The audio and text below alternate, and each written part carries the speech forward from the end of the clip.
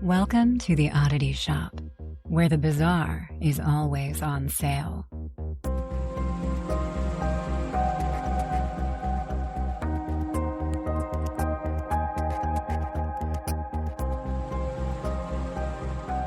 Welcome in, you oddballs. This is the Oddity Shop. I'm your curator, Kara. This is your other curator, Zach. Hello. And this is the podcast where we bring to you from our shop creepy, odd, weird, strange, paranormal, haunted stories from around the globe. How the hell are you today? Well, I got a new shirt in the mail today. I literally just unpackaged it while you were chatting with me. I don't even know if you noticed it. Nope. Completely so oblivious cute. as usual. It's the Munsters. Oh, cute. And it's like the 50th anniversary shirt or whatever, but I saw it and I was like... Okay, what about the shirt you're wearing? What does clothes over bros mean? Well, those that know. So, we'll leave it at that. But I want to know. It is Brooke. It's Brooke Davis's clothing company from One Tree Hill. Oh, Jesus. Okay, I should have known it was One Tree Hill. It's always One Tree Hill with you. It's always One Tree Hill or like Supernatural or... Oh, I finally watched TV. Speaking of TV shows. I binged the first season and a half of Only Murders in the Building. Have you watched it?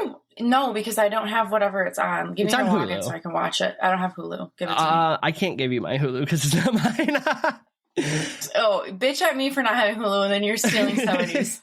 So it was cute. It's people who end up putting on a true crime podcast. Selena Gomez, right? Yeah, it's Selena Gomez. Yeah, it's I love her. Martin Short and Steve Martin. Steve Martin, yeah. And then Nathan Broderick's in it. I mean, everybody is in it. Let's be honest. Like, everyone who's had like a small part in things you've seen is in it. They have some huge... Sting is like a main character. Isn't it on like season 3 now? I think so. And it's one of those things where like season 1 was really good. Season 2, it's like some shows should just be left as season 1 and then be done with it. But it's cute. Yeah. They definitely make podcasting look real easy, though. Oh, my God.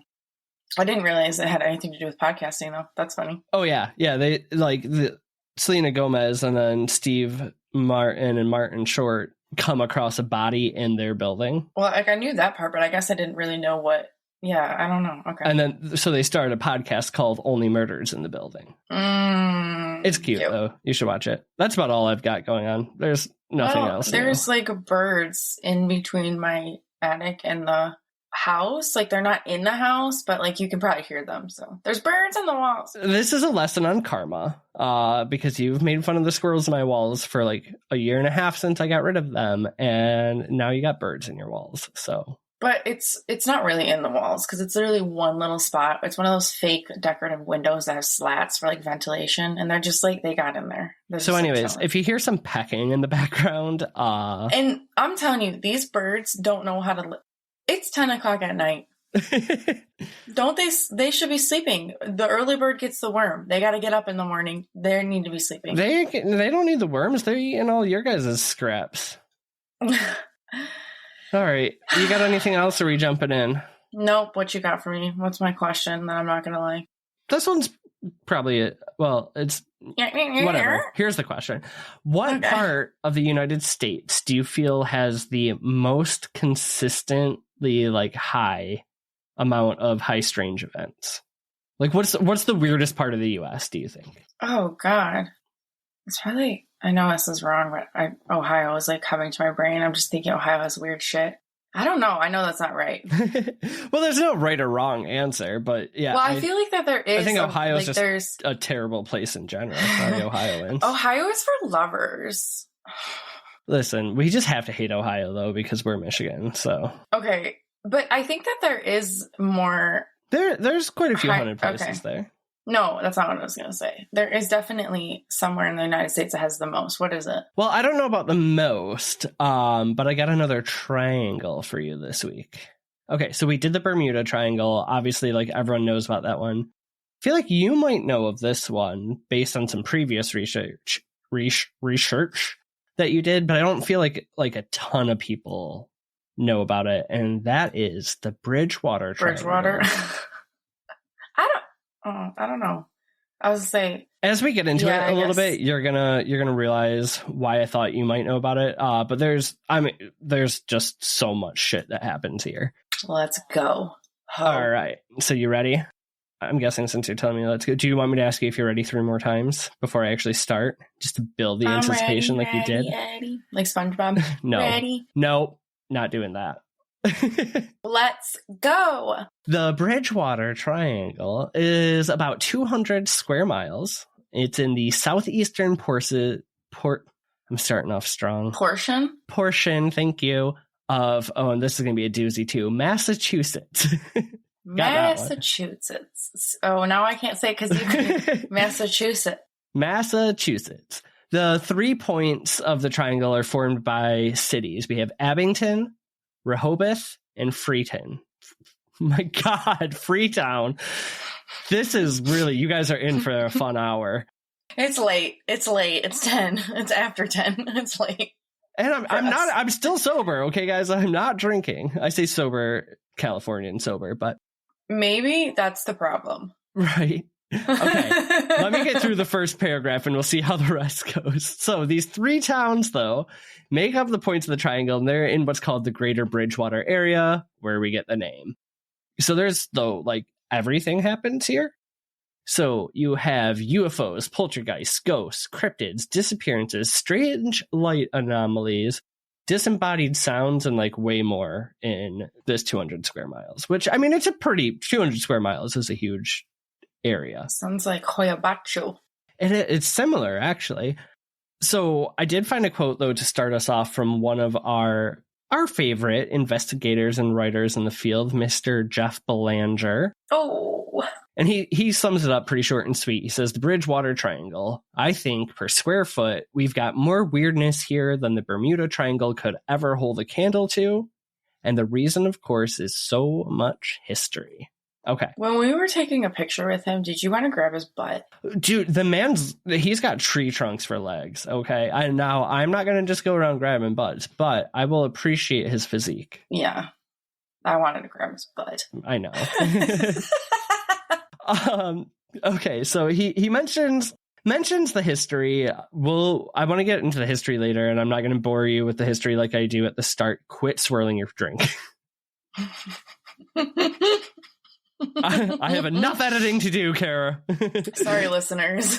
Keep all that in. So there's another really famous investigator. He's cryptozoologist, right? So I've gotten to see him speak before. I don't think you have, but Lauren Coleman, do you know of him? Mm-mm. No. So he's written over 40 books, mostly on cryptids. You know, with that many books, and as long as he's investigated, kind of knows what he's talking about. I will say he was not my favorite speaker, because while he does know a lot of what he talks about, he also thinks he knows a lot of more than anybody else. But not discounting the fact that he is still an insanely well-versed guy in this stuff. So he actually coined the name for the Bridgewater Triangle. Oh, interesting. It was in one of his books that came out in the 70s, and then it really caught on from there, right? That now that name stuck. So he was actually able, though, to trace high strange phenomenon, God, going all the way back to 1760 in this space. Dang. But, like, I mean, there's tons and tons of other researchers who go here all the time. Our buddy Sam Beltrusis, that's where him and the demonologist were going back on those trails, and they caught that picture of the Puckwudgie. The demon. You don't have a name for him? What's his name? Do you remember? Yeah, hold on. I have it somewhere. Damn. Okay, so while you look for that, Ronnie LeBlanc from Expedition Bigfoot, he actually lives in the Triangle and has tons of stories. So there's a lot of researchers. 2 fun facts for you. 2 things fall in the Triangle. Lizzie Borden's house. Oh, interesting. The hosts of Morbid. Ah! They live pretty much in the center of it. Well, not the center, because that's a swamp. But, I mean, it's 200 square miles. There's hundreds of thousands, at least tens of thousands. I'm pulling these numbers out of my butt. But you want to take a tour of the Triangle with me? Yes. Okay. So here's what we're going to do. I'm going to take you to some of the most notable places. We're going to go over some other things that happened, just not even tied to locations. I've got a little bit of history for you, and then I know because you love them so much, a couple of first-hand accounts. Oh, I thought you were going to say murder. No. Well, there's I know because you love them so much. Murder. Okay. So the first stop on our tour of the Bridgewater Triangle, we're going to the city of Abington. It makes up one of the points of the triangle, like we said, and this is where Lauren Coleman had that evidence back from 1760. Okay. So on the morning of May 10th, 1760, witnesses described seeing a huge sphere of fire in the area that was hovering like above the trees. So at first people thought it was kind of like the sunrise coming up, and then interesting. It wasn't, because then they could see the sun too, but this like giant sphere of fire kind of rose above the trees. People said it was actually like brighter than the sun, and then slowly just dissipated. That would be wild to witness. It kind of gave me a couple thoughts, right? A little bit of like back to the Dyatlov Pass, where we talked about those fireballs that were either ball lightning or Puckwudgies. It could be UFO. Puckwudgies. Whatever. But Abington over the years has still had tons and tons of UFO sightings. Cool? With me so far? Cool. Yes. You ready for our next stop? Yes. Better be, because we're going to Freetown, not Freeton. Freetown. Somebody might call it Freeton. Who knows? Who knows? It sounds like upper class Freeton. Yes. Okay, we're going with that. So in the other point of the triangle, Freeton, there have been tons of cases of animals found mutilated near the sides of roads or around the area. Don't like that. Yeah, no.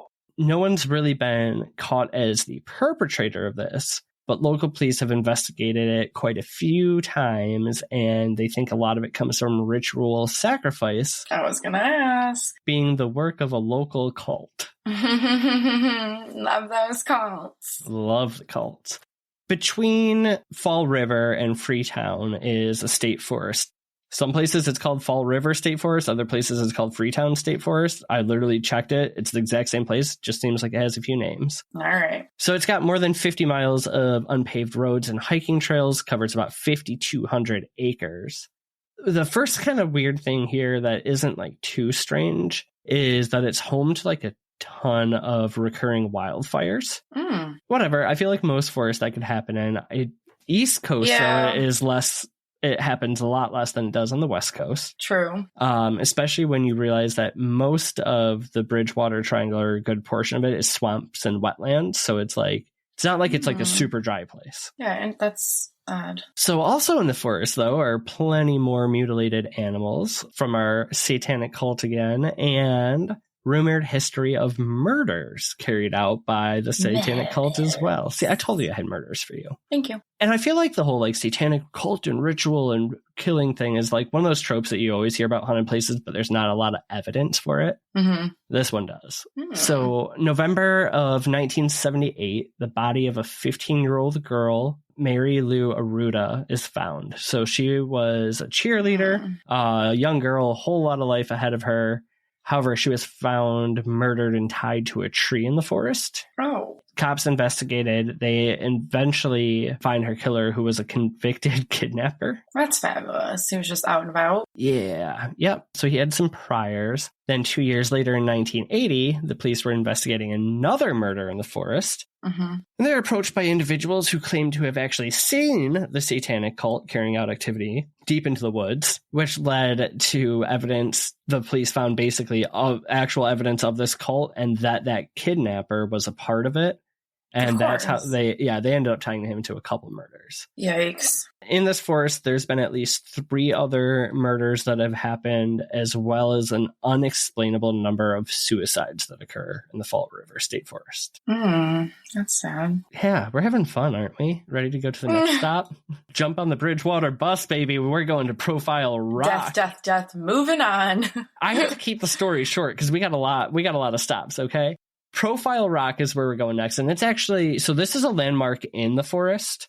It's basically, it's a 50-foot tall piece of granite that was not purposely carved, but it resembles a human face, especially from the side. Like a side profile? But hence the name Profile Rock. Duh. Now, the rock has been there, obviously. It's a 50-foot tall piece of granite. It's been there for forever. It was spiritually significant to your Puckwudgie friends, the Wampanoag. Puckwudgies. So the Wampanoag tribe was huge in the Bridgewater area. being that this place had kind of like a spiritual significance for them, they did a lot of rituals and stuff in front of this rock. So now, if you visit Profile Rock at night, you get a lot of strange phenomena. You could find a man sitting upon the rock who disappears as you get closer. You might find a group of Indians dancing traditional or typical Native American ceremonial dances on or near the stone. That'd be cool. Or you just might hear the sounds of groups of Native Americans wandering through the forest. Okay. What do you think of this rock so far? Do you like rocks? Do you like rocks? Do you like rocks? I like rocks. Because the Bridgewater's got a ton of weird rocks, so we're gonna keep going with the rocks. So you better like it. I mean, it's like nature-y, so it makes sense. You know, like to be in rocks. Do you like to be alone? Yeah, I love to be alone. You're gonna love our next stop then, which is Solitude Rock. Wait, hold on. We have to stop for a moment. Okay. Is everybody buckled? Yeah, and please, could you guys, listeners, please keep your hands and your feet inside the vehicle. There's enough mutilated animals along the way. Also, what are we driving in? Is it like a school bus? Like, are we continuing our school? Like last week we were at school, kindergarten story time. Are we on a school bus, like a field trip?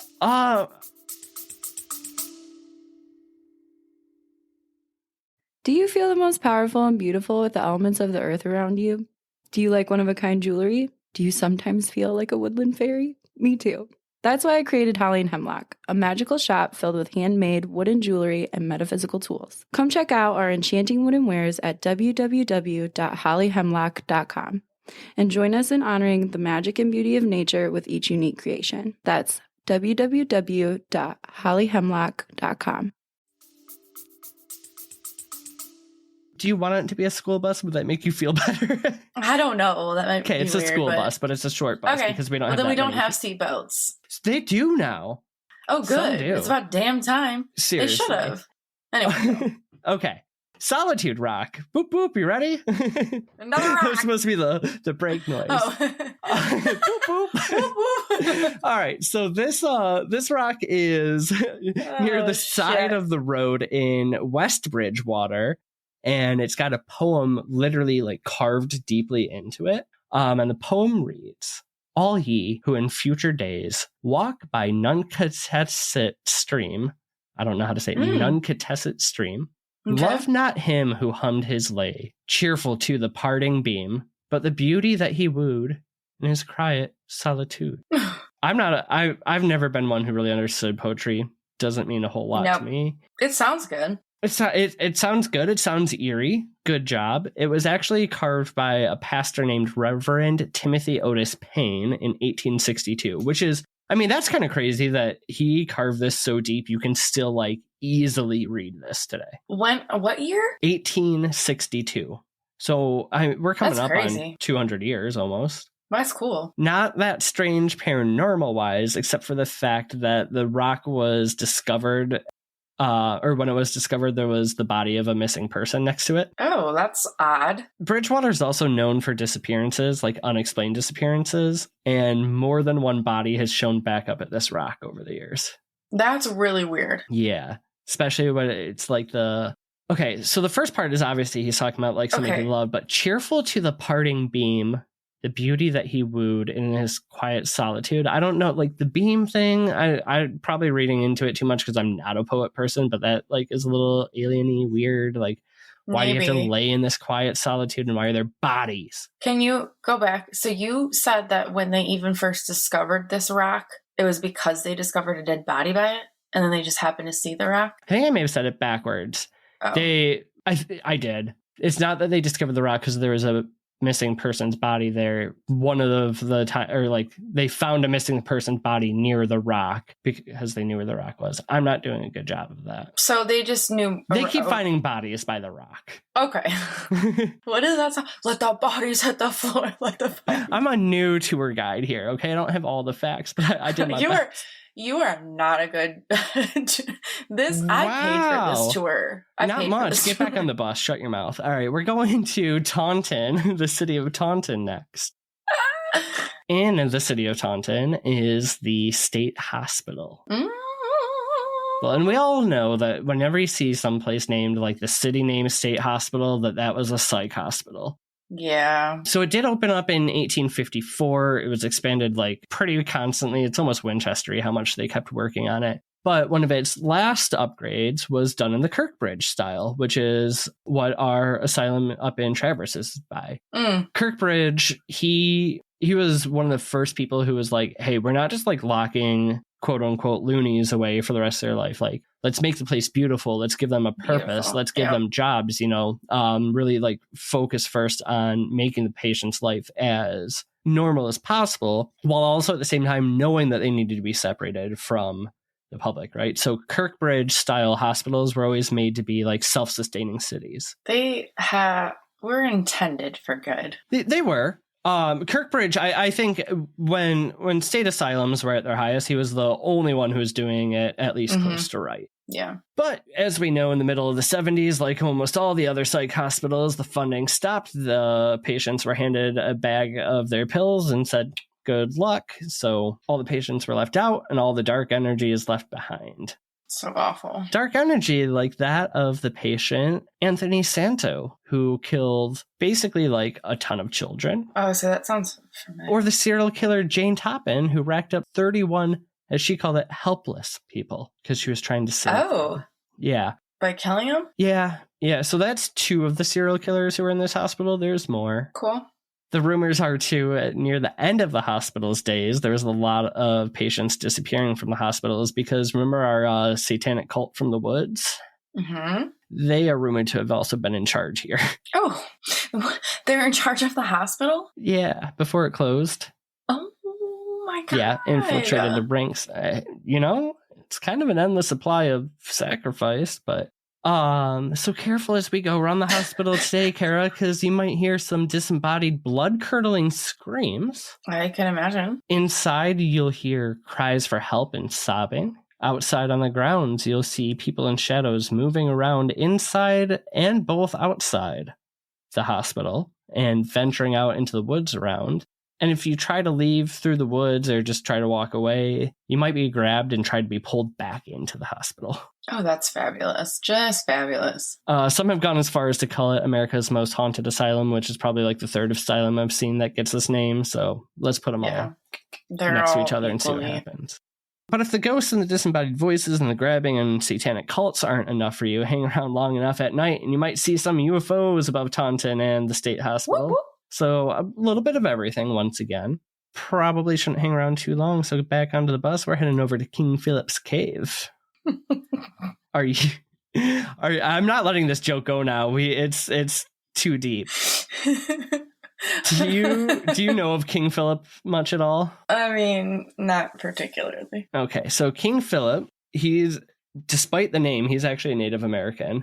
His name is actually Chief Metacomet. But he, around like the mid 1600s, the Wampanoag people and the British settlers were like getting along, mostly because like the colonists were just colonizing and the natives were like, okay, well, we'll sell you some of this land, but don't come any further than this. So it was never great, but they made it work for them. Okay. Mm-hmm. That was until the King Philip's War, which we'll get into a little bit more down the road. But King Philip, Metacomet to King Philip, he adopts the English name because part of the relationship with the settlers, and he saw how much the British settlers respected kings. I do actually vaguely know this, now that you're talking about it, we'll talk more about that. Like I said, I'm saving the history for you for the end, but this cave is apparently where King Philip hid during one of the battles. Oh. A lot of the Bridgewater legend seekers like to come here,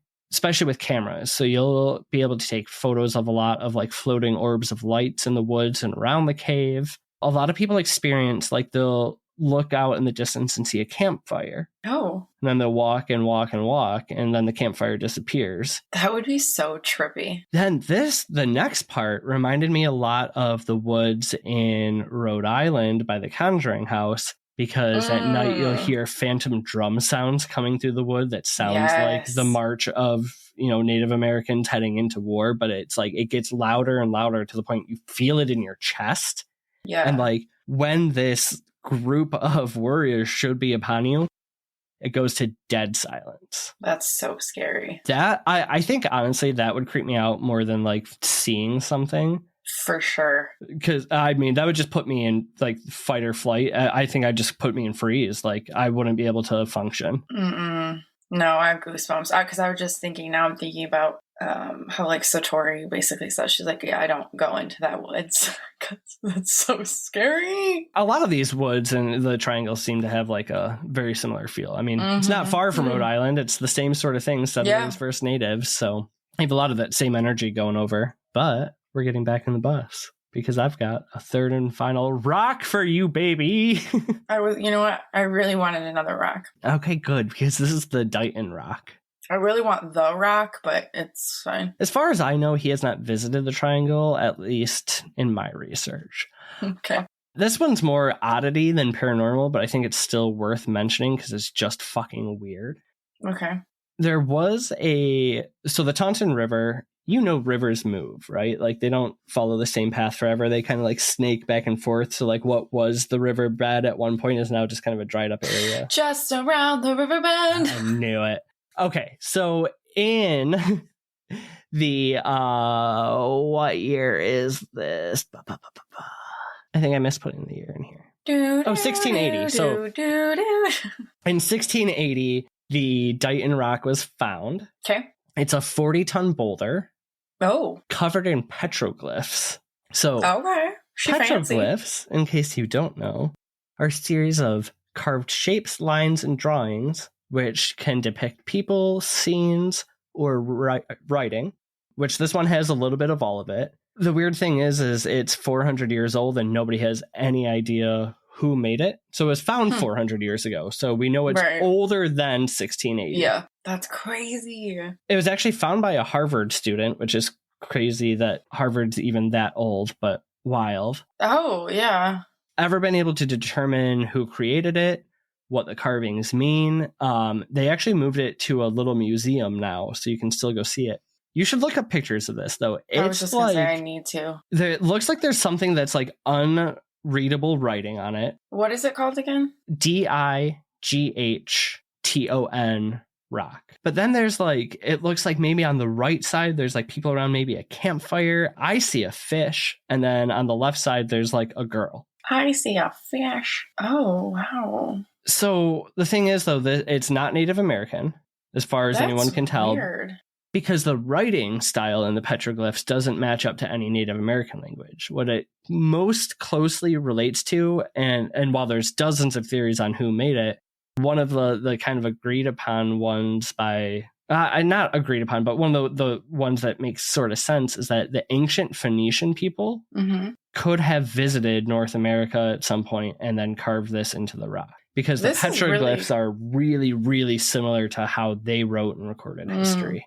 But like they shouldn't be anywhere near America. Like this is like way back ancient world, like Mediterranean, if I remember. I don't know, but you should look this up just because you can't explain it. But it kind of reminds me of like, those like that 80s pattern. It's just all those weird zigzags. Do you know what I'm talking about? Yeah, no, I can totally see it.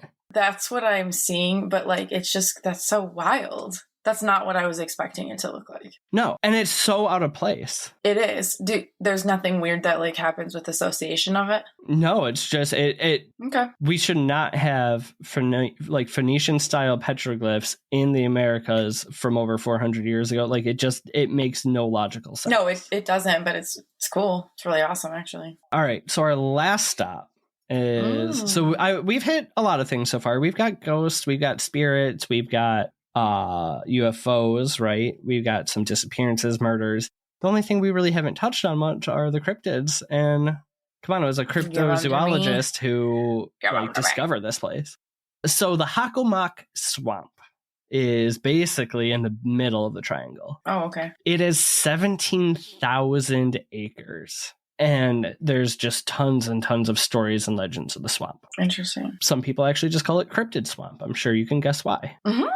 But the Wampanoag people are actually the ones who named it the Hockomock Swamp.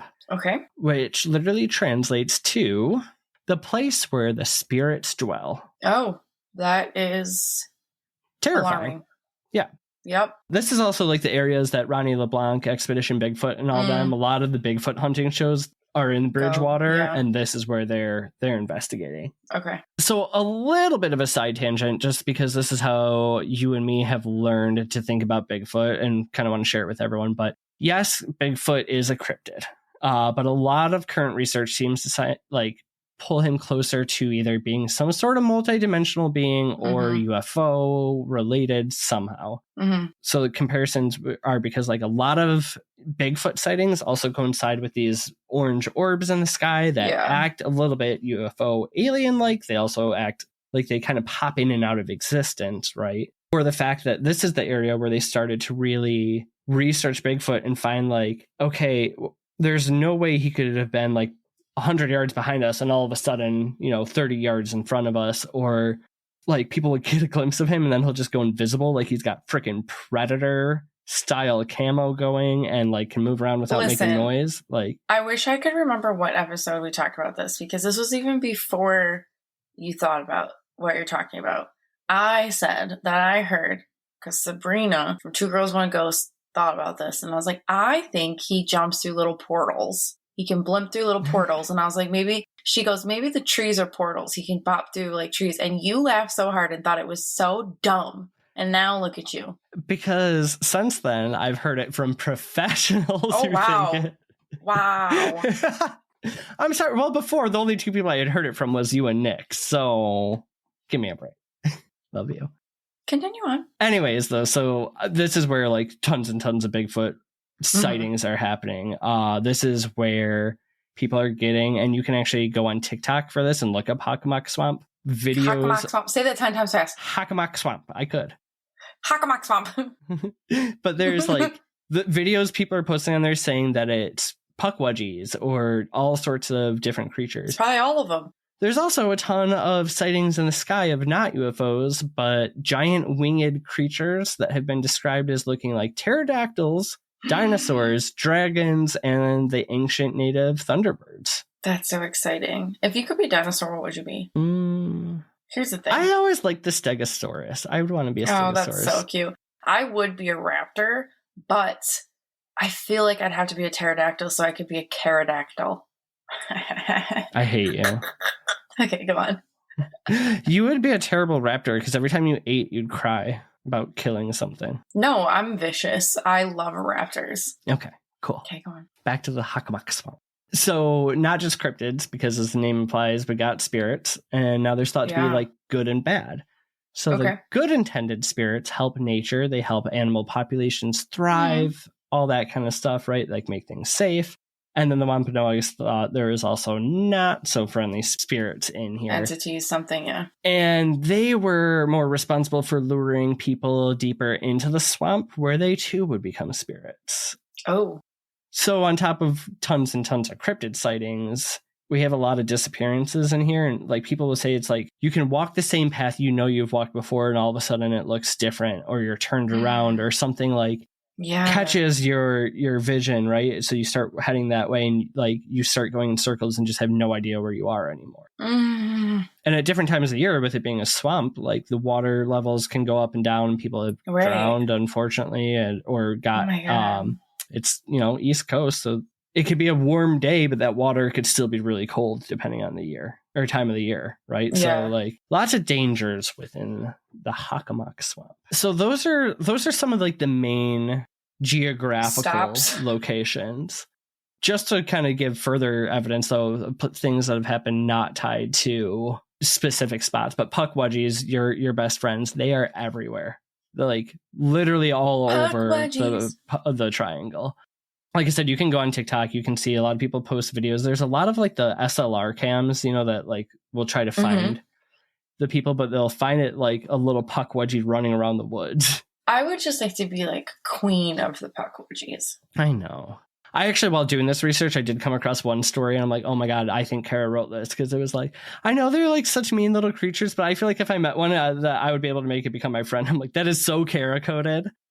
Yeah, it is, and it would happen. And I would become queen of the Puckwudgies. So you've also got Bigfoot. Obviously, we talked about him. Tons and tons of Bigfoot. But like It's kind of weird here, where most places he stays far away. This one, like, you won't hear anything, and all of a sudden there'll be like big footprints right behind you, or like things moving in the woods, and you can see the grass moving, but it like nothing there, like it just full camouflage, and then you'll see a Bigfoot over here. It's like, it's just weird the way he moves through here. It's fun. He's just like, playing hide and seek. Thunderbirds, like I said, the Thunderbird, dinosaur, dragons, whatever you might think they are, people like are seeing these from their houses. That's so cool. The Dover Demon. He's a Bridgewater boy from Dover, Mass. He's like a little alien. He's got like a big bulbous head and these tendrily fingers. And he's been seen since the 70s quite a few times around. And I'm not really sure if this like falls into cryptid territory, but I didn't know where else to put them. But a lot of fae, a lot of elemental creatures people encounter around here too. UFOs, I mean, we already talked about back from, 1760, that first sphere in the sky. Just a couple of quick other ones for you. 1968, witnesses report large orbs floating over the trees in Rehoboth. Just watch them for hours. In 1971, and then again in 1979, a similar UFO was reported that was supposed to be shaped like a baseball home plate with big red lights on the front that just flew over the area multiple times, but it was seen in 71, and the exact same thing was reported in 79. So it's like made multiple trips. Okay. If you're driving around Route 44 near Taunton, near the state hospital, like I said, just keep your eyes on the sky. Since 1976, at least one report a year. Wow. Then there's a town called Raynham. And this one, there was quite a few people who reported seeing flying saucer type UFOs around in the early 90s. And this was actually corroborated and reported by 2 policemen. Oh, interesting. And those are just kind of like the big ship UFOs they're saying, the strange light anomalies, orbs, other craft, just constantly seen. I could spend probably about 3 days telling you all the ghost stories in the area. Oh, shit. But you have the, ghostly hitchhikers who get in your car and disappear. That would be so creepy. Yep. Spirits in Hockomock that'll just throw items at you. Shadows peering out at you from pretty much any of the woods in the triangle. Like, it's just whatever is going on here. It's like, it's so alive with so many different things. So why this triangle? Well, that leads you're not going to make fun of me. The last time we were talking about Hockomock, I said, why this forest? And you're like, you made fun of me so hard. So why this triangle? Why? But like, I feel, no, it wasn't why this forest. There was something where it was like, it was like middle. Okay. Here, hold please. I think you said why is forest. Okay, whatever. We don't have time for this. You can prove me wrong later. No, they need to hear. Okay, but my point was, though, why do you think this forest? Never mind, this clip cuts off why do you think this forest? I first said why this forest, and then you laughed so hard you couldn't control yourself, so then I had to re-elaborate. Anyway. Okay. Anyways, my next line is, so why is this place so weird? Totally, we'd get into some of the history. So the King Philip's War is, there's some tensions between the Wampanoags and the settlers. They try to keep it peaceful for a while, but the settlers, they keep encroaching and stealing more and more resources until King Philip's like, fuck them. So he takes basically a parade of warriors just through the town fully armed. And they're like, dude, you can't do this. And he's like, we're not planning anything. And then they corner him again later. He's like, actually, no, we're planning a war. And then they start a war. That's so insane. It's almost 3 years, unhinged. But it is the deadliest war on American soil. So like, we're talking more deadly than the Civil War or any amount of bloodshed that's ever happened here. That's insane. So Belanger, remember, he's the one who said it, probably because of the history. So he had a quote on this. The King's Philip War was the bloodiest battle in U.S. or British history ever per capita, meaning that the greatest population died. 75 to 80% of the native Wampanoag people were wiped out during this war, and 25% of the colonists. That leaves a stain that I don't think can ever be washed away. Yeah, no. That's yikes. And of course, when it comes to pissing off Native Americans, we know that they curse the land. So you got a few other things coming. There were some rumors, and I didn't go too in depth into this because I couldn't find a lot of really strong evidence for this. But it was in one of the YouTube videos that I watched that before the war started, it's rumored that Chief Metacomet and the Wampanoag people actually made a deal with the devil to push the colonists out. In fact, there's another rock, Kara. You thought we were done with the rocks. You said we were. I know. But it's got a big imprint of what looks like a giant footprint on it, and people call it like the devil's footprint there, and they think that's where the deal was struck. Interesting. Or it could just be Bigfoot. Yeah, that's kind of what I thought, which is why I didn't focus too much on that rock. You're like, yeah, fuck this. Then we got cults, right? So, I mean, this is whatever the satanic cult is, and it's hard, like, there's enough evidence to know that it was truly here, but you can't find too much on it. But we know that brings in a lot of dark energy. Oh, for sure. And then you've just got the typical, like, I just feel like the East Coast has some strange weirdness there between Mass, Rhode Island, like something, a vortex, thinner veil, I don't know. There's one final quote from Jeff, who gives us little, tidbits on his thoughts. And he says, I believe there's paranormal activity that goes on here. Whether it's a vortex or not, I do not know. But I do know the reports come up again and again, and they're all from credible sources. It's the past coming to the present, and that happens here. It happens here everywhere. I just love the way he talks because he's so cryptic. Too. I love that. Do you want to give me your thoughts on it now, or do you want to get through a couple short stories? Oh, I want to hear these stories, baby. Okay. All right. So I know I usually go long-winded. I found some short ones for us. So this one is from Nefarious Dew 4836. And this is called My Bridgewater Triangle Story. When I was around the 5th grade, me, my sister, father, and dad's girlfriend at the time, Nicole, were researching haunted places to go en masse, and we came across a place called the Bridgewater Triangle, apparently one of the most haunted places in America, blah, blah, blah, blah, blah. On Sunday evening, we went about an hour into Raynham, where there's a place called the Hockomock Swamp. This is apparently like the most haunted place at the center of the triangle. Along with the haunting, there are also rumors of satanic witches, urban legend creatures, and aliens, so it's excited, needless to say. We walked for about an hour until it started getting dark, so we started heading back until I ran ahead and noticed some sticks that were not there before, but they were sort of in the form of a Blair Witch symbol. I picked this one because of that for you. I was just thinking in my head, I pray to God it's not like Blair Witch symbols. No. So I kicked it because my sister was already scared and she was a bit of a pussy. So not thinking anything, a bit of a pussy. So I didn't want her to get scared. Sorry, I almost skipped a line. We continued walking until I felt something cold touch my shoulder. And I said, Taryn, stop fucking touching me. Of course, it wasn't Taryn. I don't know what it was, but then we all saw the cattails at the swamp go straight down. Not like the wind, like somebody was walking on them.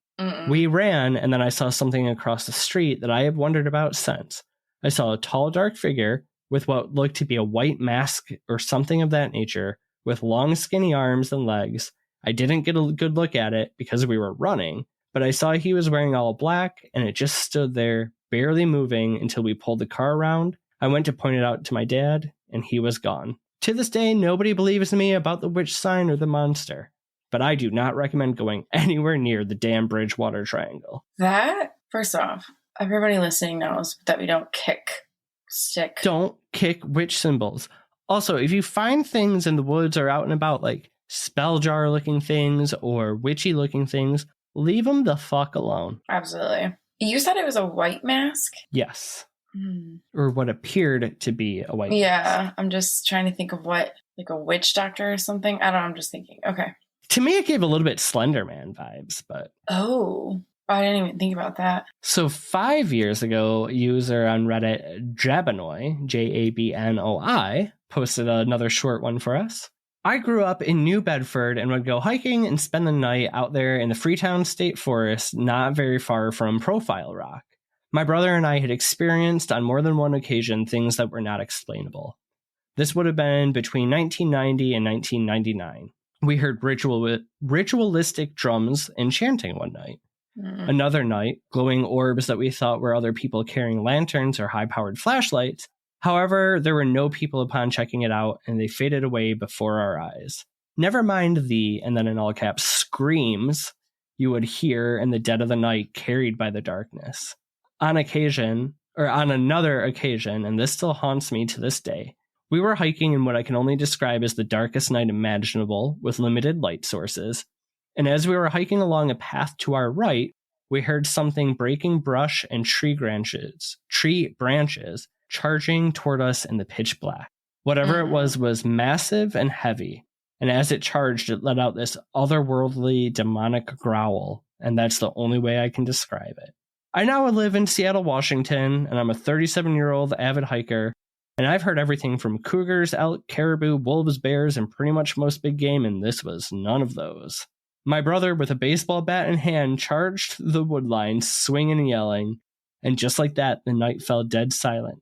Not a cricket, not a sound, only the sound of our hearts beating out of our chests. Your brother's an idiot? What? I don't know. Oh my God. It's all... Give me another one. Okay. So the last one I've got for you is from Cintekizz. I don't know. CINTEKZZZ. Yeah, okay. This is a true story. My account of a UFO I personally saw last summer. First time for me. I wasn't drunk, and I've never seen anything before, paranormal or otherwise, that I couldn't explain. So here you go. July 30th, 2017, 12:30 a.m. Roughly, Middlesbrough, Massachusetts. I love the way that it's written. Traveling south on 495 near exit 5, I witnessed an object in the sky traveling parallel with the road off to my right side. Up in the sky, or up to the right side. Oh my God, I can't talk today. Off to the right side, up in the sky. Oh, off to the right side, up in the sky? So it's traveling parallel to the road, off to her right, and in the sky. It's a UFO. Okay. We got it. I could not give you an accurate height/distance from the ground, although it seemed to be traveling at a lower altitude compared to the average aircraft. Due to the size of the light I witnessed, I was able to tell roughly where it was. Really, just about a city block or two above the tree line. Given the darkness of the sky, I could not make out a shape, other than a round, maybe oval shaped with green lights. It appeared to be much larger than a light one would witness from a plane, helicopter, or maybe a satellite. I would equate the look of it to a tap light pointing down on the earth, but instead of a soft white, it was a bright green. I'm not exactly sure what a tap light is, but... Okay, I was going to ask. Don't. The duration of this event was very fast because it traveled faster than any object I have ever witnessed in my entire life. It didn't necessarily light up the whole sky, but was bright enough to grab my attention while driving. I've seen my share of shooting stars, meteor showers, etc., and I would not compare this object to any of those. The speed was much greater as it traveled north to south across the sky. I wish I had an explanation, but I could not describe it as anything other than a UFO, as I could not identify it as any object I am familiar with. Sorry, has so many typos in it. I'm doing the best I can. Cannot identify it as any object I'm familiar with because I am just your everyday average citizen. And then he just ends it with, good stuff. Okay. So I kind of picked, we got some ghosty ones, we got some UFO ones, maybe a Bigfoot cryptid sighting, but there's a lot of weird shit that happens out here. Anyways, I have a second question for you. When are we going? I was going to ask you, so when do we go? I would love to go. I would love to go with Sam or a Ronnie LeBlanc. I want to do if I'm going to go out there, I think I'm going to leave the UFO. I'm going to leave the ghost stuff. I mean, I'm sure I'll still come across it, but I want to do a Bigfoot hunt. All right. I've been practicing tapping some big sticks on trees to do the Bigfoot calls. When have you been practicing that? Every day. No. Every day I practice my Bigfoot calls. So that's what I want to do. I want to go Bigfoot hunting. No, that would be amazing. Well, I don't like the term. Not hunting. Looking. We're just looking. Bigfoot observing. Looking. Yes. We're looking. We got a Bigfoot look. Anyways, that's a really condensed, try to give you a taste of everything of the forest. If you want to dig in more, there's a really good documentary on Amazon. Also, Morbid did a multi-part, being that they live in the Triangle. Mm-hmm. They have a lot of firsthand experiences. So there's a good one to check out. And Jeff Belanger, he's written a ton on it. Lauren Coleman, go do yourself some learning. We gave you as much as we could in an hour. God damn it. Can we unbuckle our seatbelts now? Yeah, you can unbuckle. You can get out of the bus. Don't forget to tip the tour guide on the way out, please. You weren't good. I work on tips. This was my first tour. Anyways. My tip for you is to find another job. I'm going to keep finding rocks. I thought you were going to keep banging sticks. Both. Okay. Okay. All right. And when I capture me a Bigfoot, you're going to be really jealous. When I capture me, we're not capturing them. We're looking. Well, I wanted to capture one. I don't want to kill him, but I bet there's a good ransom. Where are you going to keep him? Or her? Or catch and release. Well, then what's the point of a ransom? Not a ransom. What's it? Reward. Like, if I could prove that Bigfoot existed. Then it's not a catch and a release? Okay, just to prove you're saying. Yeah. Why do you have to do Bigfoot like that? Reward money? What do you ever do to you? Fame, fortune. Please let's get out of here before Bigfoot lovers come for us. So with that, before we let you go, if you guys have any personal Bridgewater Triangle stories, let us know. Write in. We're still working on a way to get you to call in and tell us. What else? Leave us a review if you want to. We'd appreciate you forever and ever and ever. And what else should they do, Kara? I mean, if you made it this long, you can comment #Justice for Bigfoot on our socials. There you go. All right, that's really all I have. I'm really tired. I'm starting to get delusional and cranky. Okay, well then say the words and let us go. We love you. Thank you for listening. Please come back. Most importantly, creepy really oddballs. Goodbye. Bye. Oddity Shop.